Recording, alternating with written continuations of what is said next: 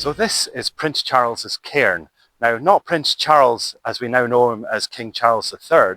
No, I'm talking about the man who could have actually been King Charles III. I'm meaning Bonnie Prince Charlie. He landed here in July 1745 on the shores of Loch Nan Uamh. I do apologise for the pronunciation, I don't speak Gaelic. He arrived here and then shortly thereafter showed up at Glenfinnan on the shores of Loch Shiel to raise the standard for the Jacobite rebellion.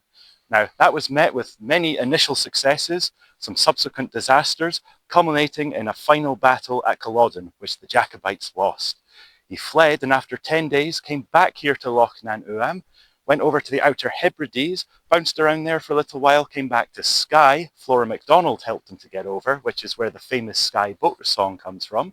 Then came back to the mainland before finally arriving back here at this spot at Loch Nan Uamh in September 1746, and he was rescued by a French vessel, La Héros, which took him back to France, and he never set foot on Scottish shores again. And the Jacobite dream of putting the Stuarts back on the throne of Great Britain ended there. Now, it's a lovely wee spot here. It's probably, I'm going to give this a silver. There's not a lot to do other than come and look at this beautiful cairn, but the history is absolutely amazing here, so I'll give it a silver. If you're on the A830, the road to the Isles, and you're actually looking for the cairn, you've got this conveniently placed sign that points you on the way to find it. Now that sign is a pre-War Boys road sign, so that means this place is a gold before we've even seen what this cairn looks like. Come on!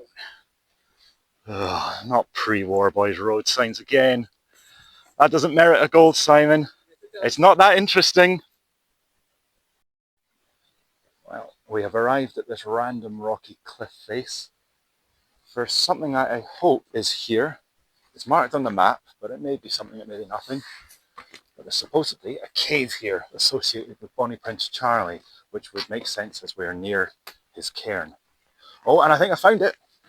I think I have found Prince Charlie's cave. Oh, that's a doozy, that one. I can't wait to go in there.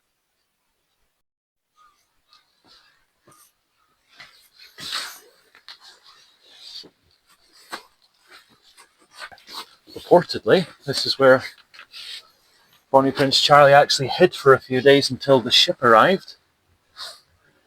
As you can see, it goes quite deep in, which is kind of cool. I don't know how far I want to actually go into this, but let's see.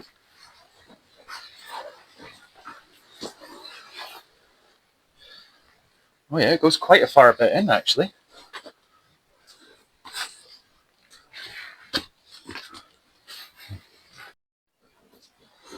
Now through the little tight squeeze to get in. It's very damp and slippery in here, so just watch your feet.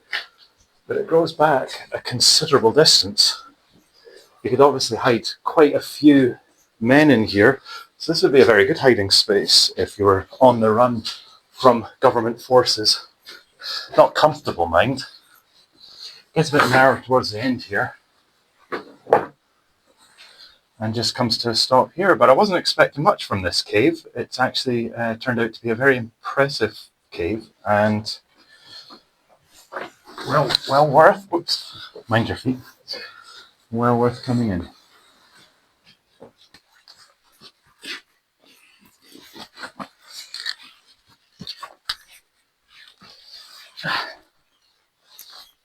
And that was Prince Charlie's cave, and that was a really exciting one. I wasn't expecting much from it. You see a lot of these things marked on the map, and the history is often dubious. But I went in, and it was a really fun explore. It just goes deeper and deeper, further and further in. And if the history of this is true, if he did really hide in here and his men for all that time, then I think that it deserves a gold, to be honest. Silver if the history is not true, so I'll say between silver and gold for Prince Charlie's cave, but well worth a look if you're in the area.